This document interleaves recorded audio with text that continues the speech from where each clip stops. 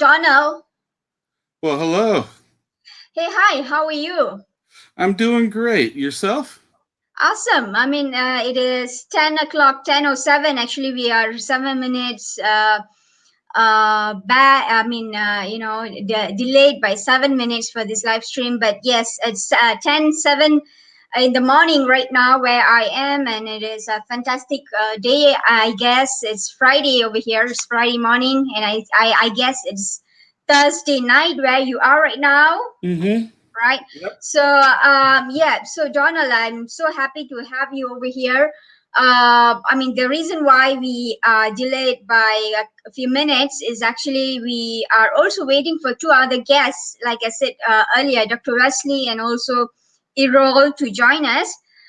So hopefully they will be here sometime later. If they join us, if they kind of they are able to join us, then I will be putting them on screen, and you will be able to also interact with them.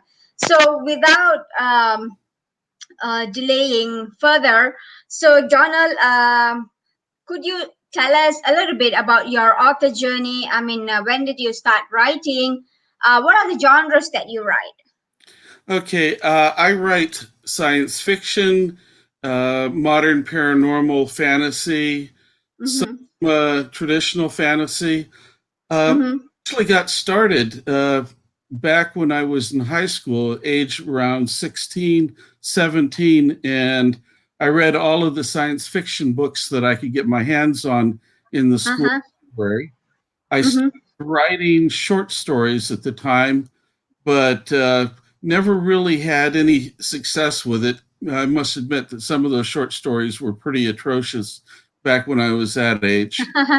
And I gave up trying to publish for quite some time. I work in the software engineering and systems engineering field, and Mm-hmm. so starting about maybe 1990, 1993, I started writing technical books, and I've Mm-hmm. written 7 books that were published by traditional publishers in the Mm-hmm. software area. And then I started writing fantasy and science fiction novels about, I guess, 15 years ago. Uh, Uh-huh.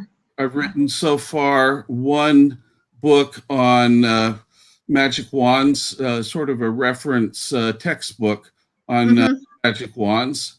I My most recent book that just came out is a young adult paranormal fantasy amateur sleuth book that just came out in October. I started that book about 16 years ago and Mm-hmm. got it all done except for the last half of the last chapter and got terrible Mm-hmm. writer's block and finally dusted it off about 2 years ago and finished it up. Uh, Uh-huh.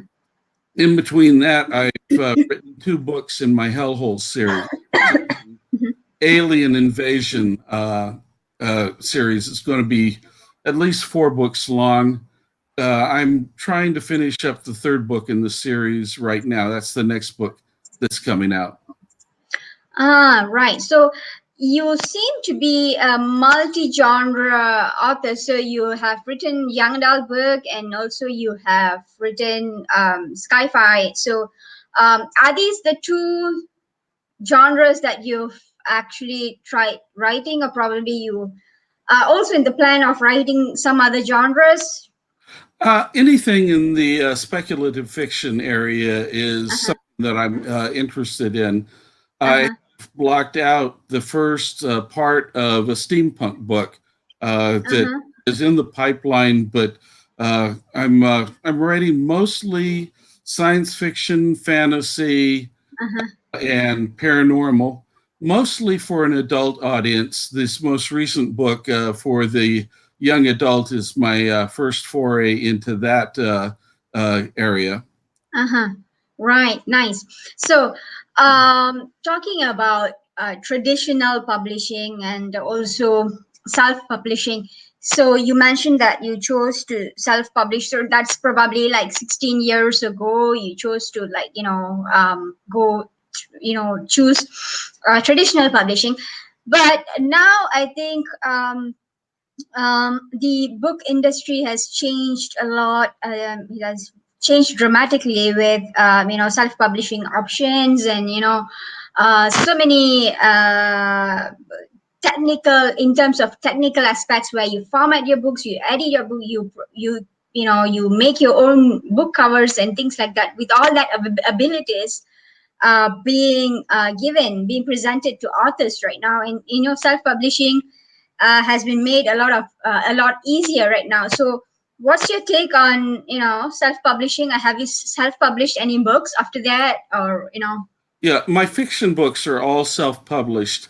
I had stopped after 7 technical books because uh-huh, of the frustration I had with the complete lack of control of how the book was published, what the book cover was. Uh, correct, Now that we have print on demand, and especially with ebooks, yes, it is correct, so much nicer, and I have the control I want. The other thing that I found is, unless you're a really popular author, the traditional publishing houses don't really want to market your work, so you have to do that anyway. So if correct, you have to market your work, you might as well do self-publishing. So correct, I use Kindle Direct Publishing for my Amazon ebooks and paperbacks. I uh-huh, use Barnes and Noble Press for the paperbacks and ebooks for Barnes and Noble. I use Smashwords for ebooks in all sorts of different formats. I use Ingram for large print runs for like libraries, things of that nature. Uh, uh-huh, I find that it is much, much nicer. The other mm-hmm, thing that I find that's interesting is I found that even when you hire professional editors, and mm-hmm, I also use a couple editing programs. I use, for example, AutoCrit, which is one of the good ones, and I use Grammarly to mm-hmm, do some editing on my works. Even with that and with professional editors, I find that there's always something that's some kind of mistakes, typos, something that sneaks in. And mm-hmm, with the current programming, our current possibilities we have, mm-hmm. whenever anyone informs me that they spotted any kind of problem, I can go in, immediately fix it, and the next day all of my books have that problem gone. So it gives me a lot of control on how things look. It gives me the control on the cover artists, and it allows me to improve things so that the books just constantly get better. Mm-hmm. Right. So, talking about the editing process, so apart from for all your recent books, apart from using Grammarly and also the softwares, the editing language editing softwares, have you actually tried beta readers? I mean, have you Oh, sent out? I have professional editors Uh-huh, that I pay, them to edit the books. uh-huh, I have as many beta readers as I could possibly get my hands on. mm-hmm, I find that, uh, if for books 300 pages, 400 pages, 80,000 words, 100,000 words, even with the best professional editors, something always slips through. yes, And so, I mean, I don't think it makes sense not to hire an editor. An editor is critical for the quality of the book, but even correct. when you hire a good editor, you still run into the problems that they don't find everything. Mm-hmm, mm-hmm, Certainly, as an author, you never find everything. You know in correct, your head what you meant to write, and so correct. read it as you meant to write it instead of what it actually is. Yes. If you're going to be a self-published author, there are at least 2 things you have to spend money on, that you have to have professionally done. One is the book covers, and the other is the editing. Correct. Agreed. Everything else you can pretty much do yourself. For example, I do all of the formatting of the inside of the book. That kind of thing is very easy. And since all my books have the same trim size, I have Mm-hmm. a standard word template, and I just use that with all the built-in styles, and Mm. it makes it very, very easy. Mm-hmm. Right. I mean, speaking about the kind of investment that we um, uh, put for our books. I mean, like I just published my first book, the book that I co-authored with two of my lecturers. Hmm. It's called The Sin of a Fresh Graduate. So basically, with that, I actually become the publisher. So yeah, so right Hmm. now we are trying to bring in more books from different parts of the world, and also trying to market our very own local books to different parts of the world. So it's kind of like cross market, find different pool of readers. So with that, I mean, with that experience, speaking about that, we actually did I mean, most of the work on our own except for hiring an editor. And I have to agree that even if you hire an editor, it wouldn't really solve all the problems in your book instantly, or probably even you said that it is critical to have an editor. Yes, it's critical to have an editor, but the kind We're of all feedback, human. We're yes, the all kind of human. We all feedback, make mistakes. correct, the kind of feedback the editor gives you is also very important, because at times it may not just be something that fits your book, so you have to decide whether or not to go with the editor's suggestions. So a lot of things are subjective over here, but I think I have to agree with you. I mean, even the book covers, we did it on our own. Formatting, we did it on our own. We did a lot of things on our own. Even for the book launching, we did so many other arrangements on our own. And I think it was only the hiring the editor was done by we actually hired someone to do that job, because that's the only thing that it works that way. You cannot, I mean, you can edit your own work, which I did after the editor worked on my book, on our book. But yes, so that's the only thing that we invested on. And I think based on the suggestions that readers give us, I mean, we are able to like see, okay, what kind of taste do the readers have, I mean the local readers have. And Hmm. sometimes the taste actually vary. So if somebody says that your book is not fit for the local audience, probably that it's not fit for the students or something like that. But you have to like listen to a few other people's point of view in order to Hmm. really make a sound judgment of whether or not to make changes to that book. So Right. it was really an incredible journey. I mean, we're going to publish the second book as well. I mean, in the series now, it has become a series. So Right.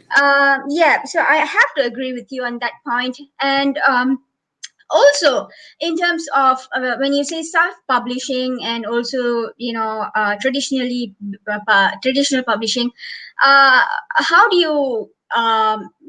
you compare the sales, I mean the book sales, and what are the changes, what are the differences that you can see? Hmm. That's a hard question to answer because when I went through the regular publishers, it was for technical books, which are quite different than the fiction, the novels. Uh, Uh-huh. and it happened at quite different times. Uh, Mm-hmm. I stopped writing technical books around, say, 15 years ago, 14 years ago, just Uh-huh. because I found that I was writing a lot of informational things, and I found Uh-huh. that I could replace the textbook or the scientific book with a Uh-huh. website, an informational website, which once again I could make updates to all the time. The problem with traditional publishers is they do a large print run and they don't want to talk to you about a second edition until all of those books are sold. Uh-huh. With doing it yourself with print on demand and ebooks, you have complete and total control of that. Um, the other thing that I found is I had no problem whatsoever in publishing technical books. I was able to sell the books to various publishers without a problem. The Uh-huh. It's much harder in fiction because most publishers don't want to look at your book. They want you to hire a an agent to Mm-hmm. filter the books first and decide which ones to pass on. And Mm-hmm. it's extremely difficult to find an agent to Mm-hmm. do that.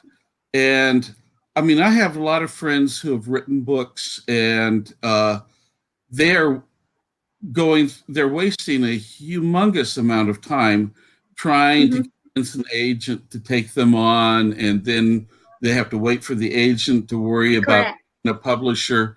I find that I save myself a ton of effort, which I can Mm-hmm. use writing, uh, Correct. going with the self-publishing. Now that, it used to be self-publishing was vanity press, where someone Uh-huh. uh, you'd have to pay someone an arm and a leg to print your book, and they didn't care what the quality was. Correct. Now, that's really not the case anymore. In fact, there are a fair number of authors who used to have traditional publishers, but have now decided to self-publish just because Mm-hmm.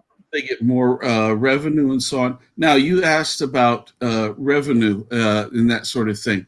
That's also difficult. Before, I always published hardbacks or sometimes paperbacks. Uh-huh.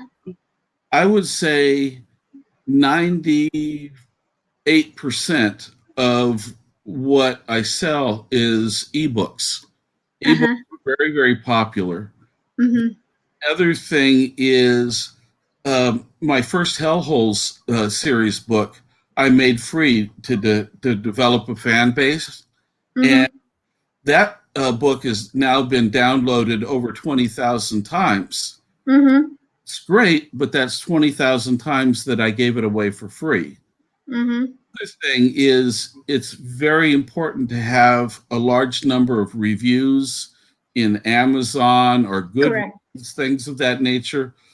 And so I've found that I give away a fair number of books early on to reviewers so that I can increase the number of reviews. For Mm-hmm. example, I use voracious readers only, and I've given away about 180 copies of my most recent book to reviewers just so that I could get a large number of reviews in. Once I get Uh-huh. reviews, I'm planning on then just only selling it. But to begin with, it's important to develop a fan base. Besides, Yes. I'm lucky enough, I have a regular good paying job during the day anyway. So it's Mm-hmm. not I have to rely on the sales right now. So I have the luxury of being able to, get a lot of books out there without making a lot of money just to develop the fan base. Correct. Right. So that is, I mean, talking about fan base, I mean, we are coming to the topic of, the discussion today, which is, the how do you attract your unique tribe of readers? I mean, let's just face the fact that, whatever books that we write is not for everybody out there. It's not for everyone out there, Mhm. right? It's like, Right. you can't say that, who's going to read your book? I mean, everybody, anyone can read my book. I don't think so that ever makes sense. Just like any other products that you manufacture, you can't be saying that this target market is like for everybody. I mean, Hmm. everybody can be an answer, but that's not an intelligent answer. So um speaking about that, how do you identify your unique tribe of readers? I mean, those people who would, without so much effort, you know that they would be definitely drawn to you or your books. They would definitely pick up your books without really, trying to persuade to buy. So yeah, tell us about that. Okay.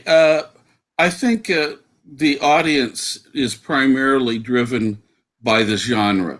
So by writing alien invasion science fiction books, I'm really shooting for anyone who likes alien invasion science fiction books. Mm-hmm. Now, when it came to the young adult paranormal fantasy book that most recently came out, that Uh-huh. was intended for people who are teenagers primarily. Mm-hmm. It was written with the two main characters being 15-year-old boys who developed Mm-hmm. friendship. And the strange thing on how that's been working out is that although I intended that audience, I have not actually been all that successful, as far as I know, in Mm-hmm. getting a lot of people in that age group to read it. I have some I know for sure, uh, Mm-hmm. but it turns out that the majority of people who have actually left reviews, and they've left a lot of very positive reviews, they tend to be women between the age of, say, 25 and 45 who enjoy young adult type books. Now, the other thing, though, is I don't really write um, like paranormal romance type books. Mm-hmm. So I'm actually shooting in general for more of a, uh, you know, I guess I would say a male audience than a female Uh-huh. audience. But once again, as you point out, no book, no matter how famous, no matter how good, everyone likes. And I've found that you end up getting a lot of people who you didn't target. Uh, Mm-hmm.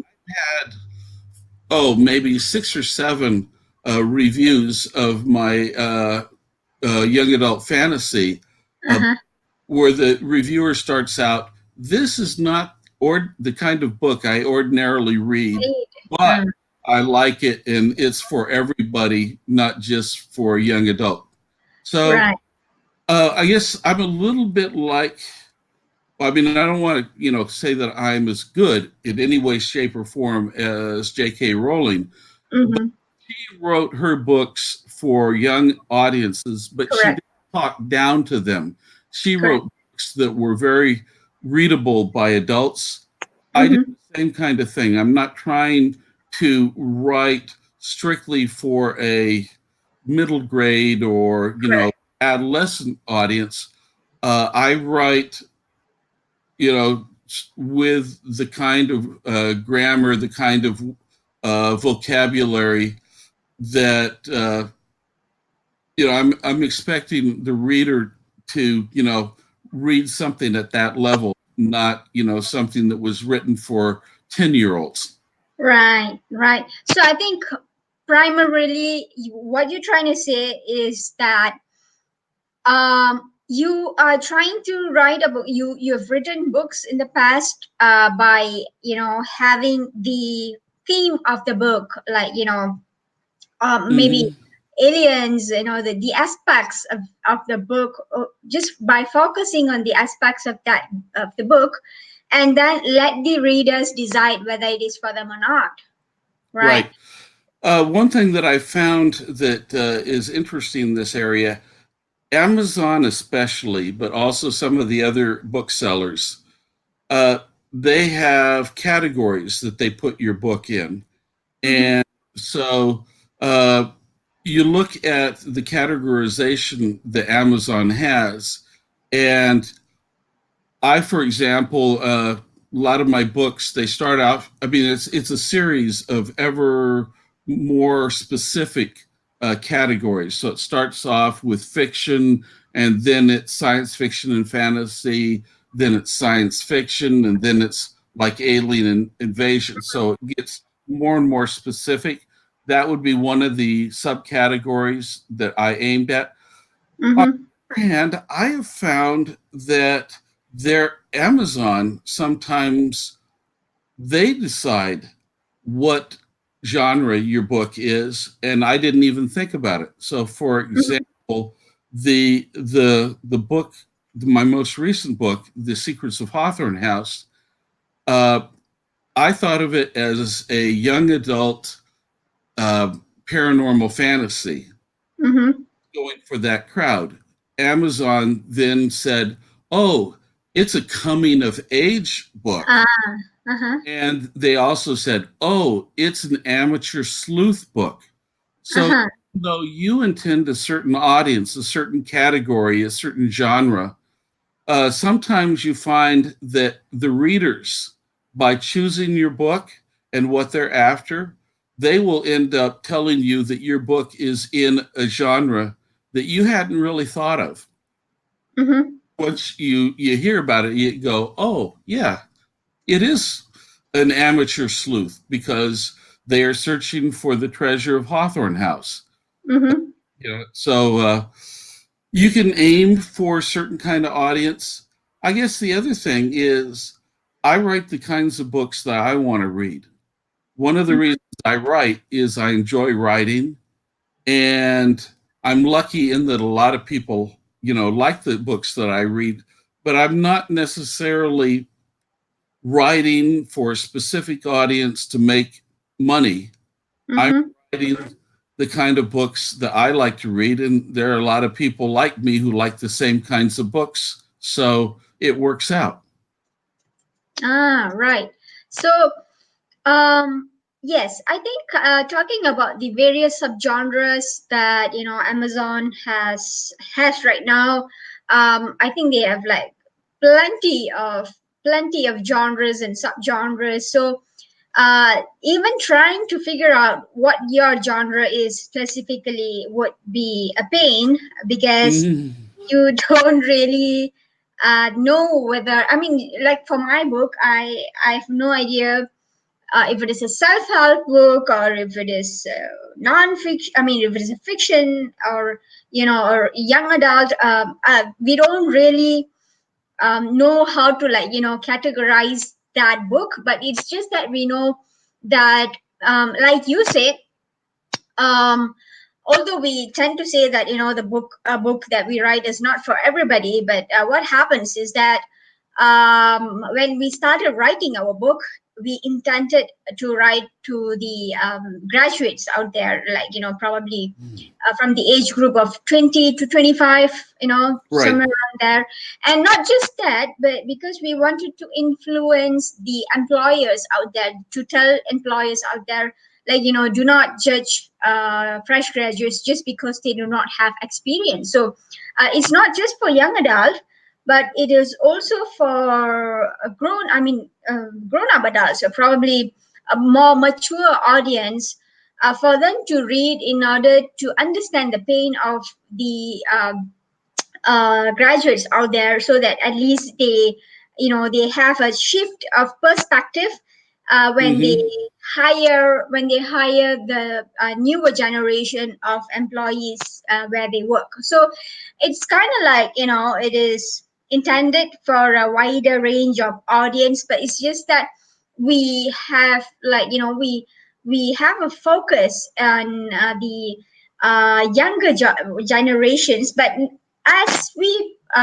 experience the publishing process, and now it has been like 3 months after publishing, I have to say that I did notice that it's not just the young adults, but it's like anyone out there who is interested. Like when you say the sin of Mm-hmm. a fresh graduate, they were like, why is it the sin of a fresh graduate? What went wrong and what is the mistake, right? So they tend to pick the books up, and then they want to read and understand what is going on. So yeah, so I think by finding your tribe, the topic of today is actually to attract the unique tribe of readers. I think it is more towards your self branding, right? How you Mm-hmm. brand yourself as an author, and how you project yourself to the audience out there in a consistent manner, so that they know what your writing style is, and what kind of message they can actually expect from your book. So I Yeah, think it is that yeah, that helps, correct. especially if you're shooting for. I mean, that's why a lot of people write series, because Uh-huh. if someone reads the first book in the series and they like it, then they expect the other books in the series to be the same. Um, on the other hand, I don't like the idea of being sort of cast into a very single genre. I like writing about different kinds of things, so I expect that I'm going to have some readers who like my science fiction and Uh-huh. other readers who like my fantasy. The other thing is, like I said before, I've had my first Hellholes book downloaded about 20,000 times. I Mhm. only have knowledge of maybe out of that 20,000 people, I only know a little bit about, say, 100 of them. So I have Okay. no idea who the other 19,900 people who downloaded it are. They could be anybody. So, Uh-huh. uh, although, if you're, especially if you're writing technical work like I did early on in the software engineering area, I Uh-huh. went for I learned things working on real projects. So my books were not textbooks for students, they were textbooks for practitioners who were doing the same kind of work that I did. There Uh-huh. was very much a case where it was a targeted audience. When Uh-huh. you're doing fiction, you really have, in some sense, less control. Uh, Mm. the other thing is you can sort of, one thing that I've had some people ask me is, what kind of are your books like? Who are authors who are similar to you? And Uh, sometimes I can pick authors and I can say, this, I write books like this author. But I've also found that people who leave reviews on, say, Amazon, they've uh-huh. compared me to 5 or 6 different authors that I never thought of myself as being similar to. So once again, even there, um, it's sort of up to the reader to decide, how they interpret your book. It, Uh-huh. when you're talking fiction, Uh-huh.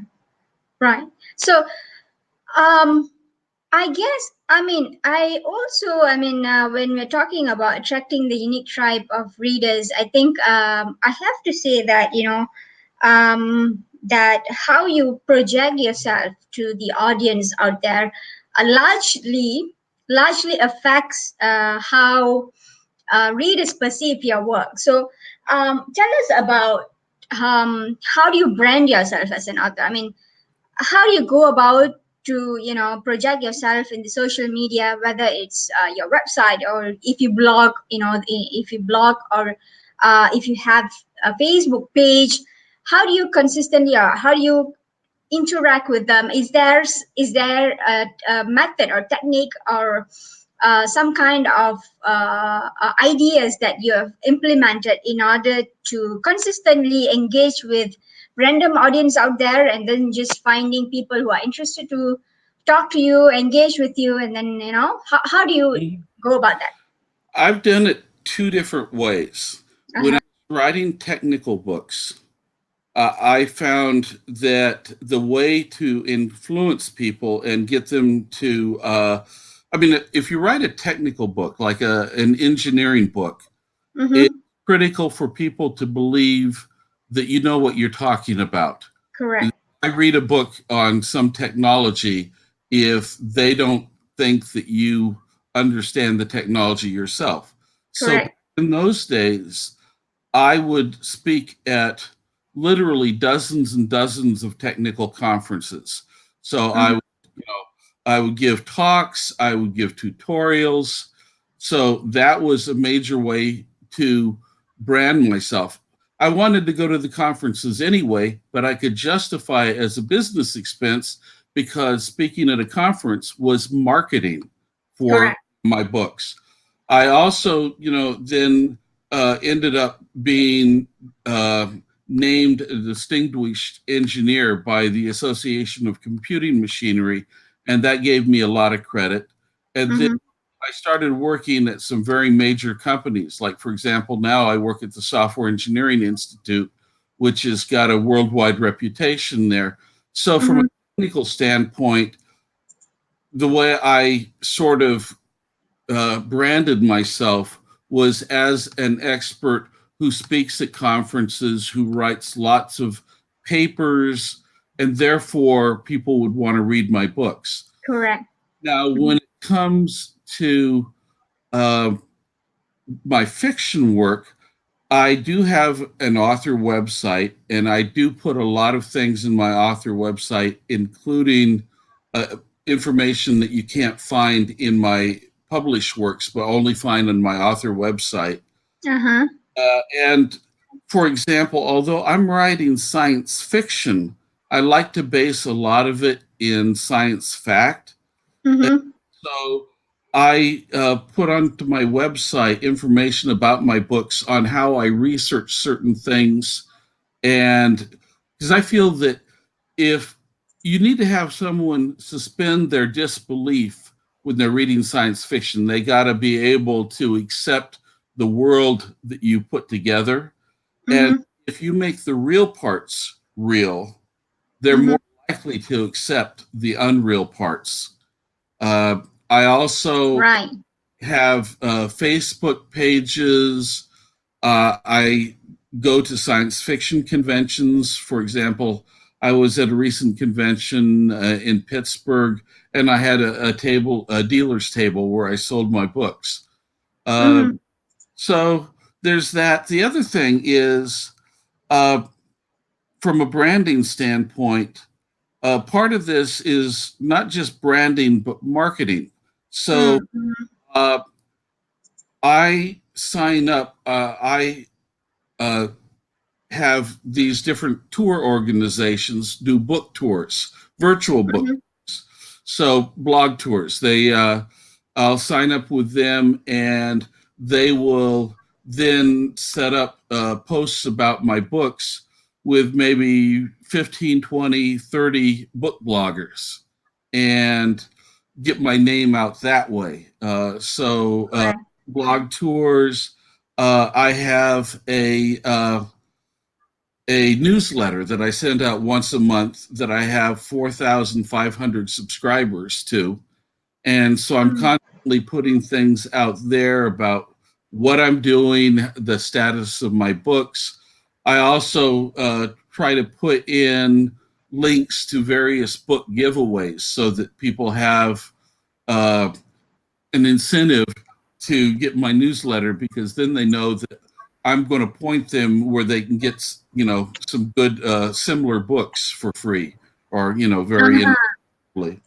And then I'll do articles in the newsletter. So those are the ways that I work it right now: Facebook, my website, uh, Twitter account, book, Mm-hmm.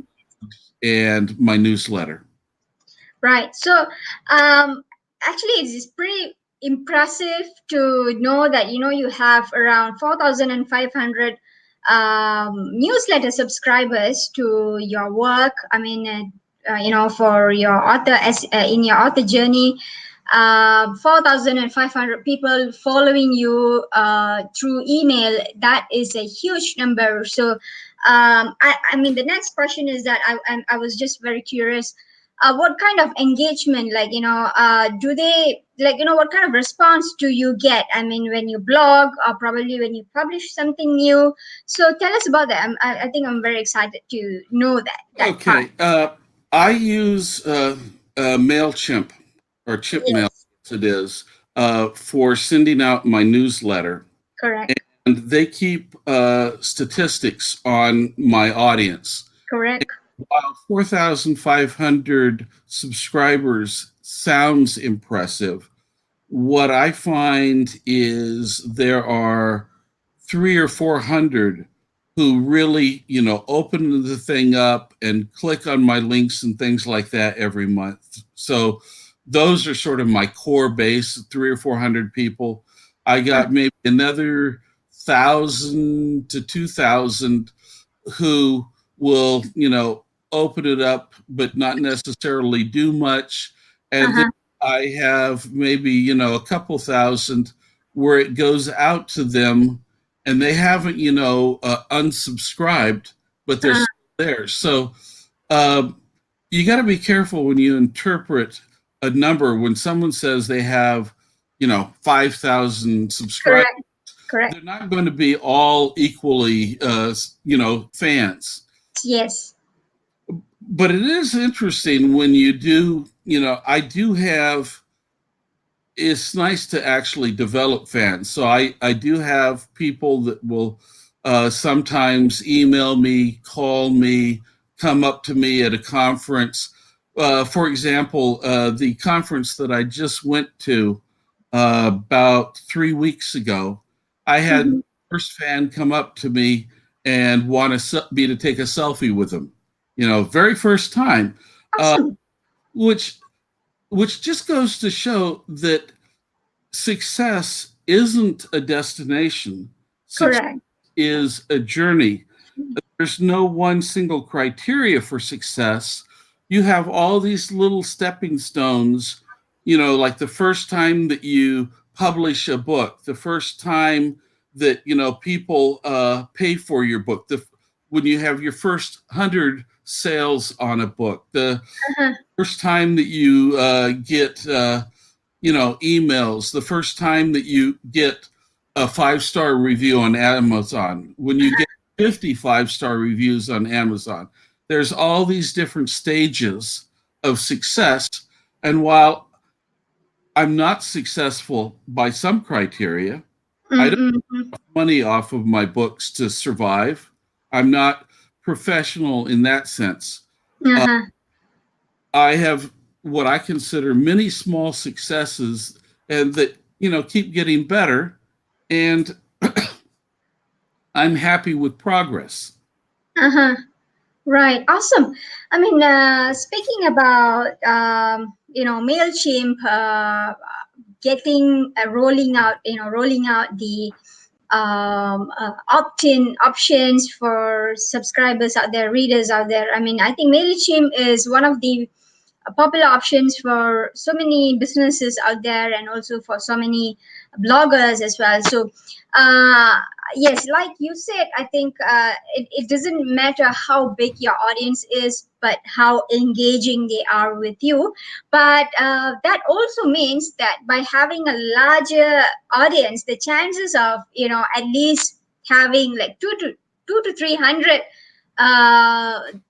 fan base who actually regularly interact with you, I think that is that's just increasing your probability out there, like Right. um right. So because as opposed to having, probably if you have 500 subscribers, and if you are really effective, then probably all 500, probably 450 of them will be engaging with you. But having a larger audience is actually creating a chance for you to have a bigger percentage or probably bigger number of fans who want to interact with you, and that is really impressive. I mean, how long have you been actually trying to set up this newsletter?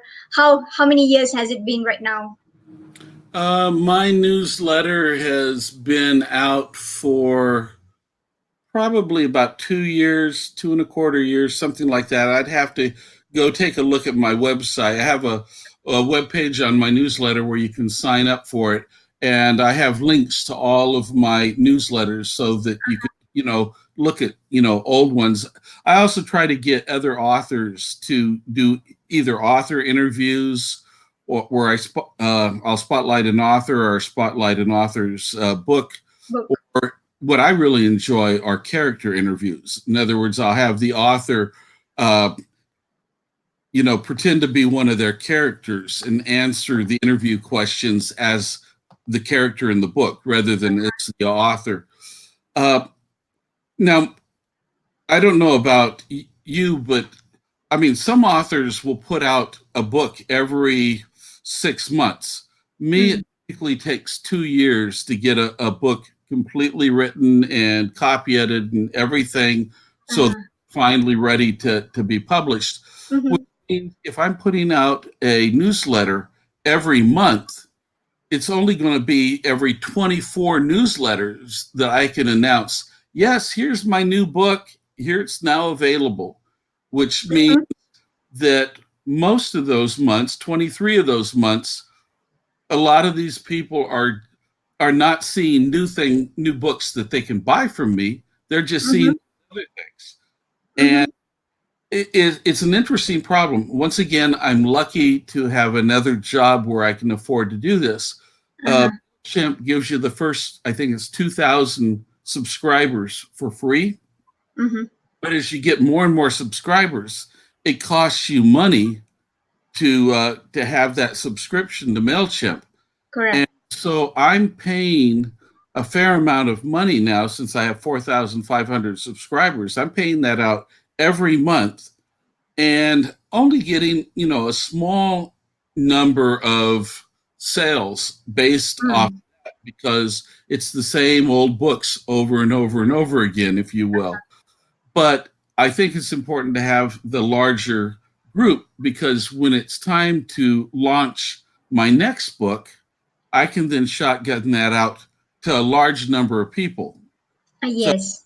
some people try to keep the number of subscribers very low so that they don't have to pay MailChimp subscriptions every month. Correct.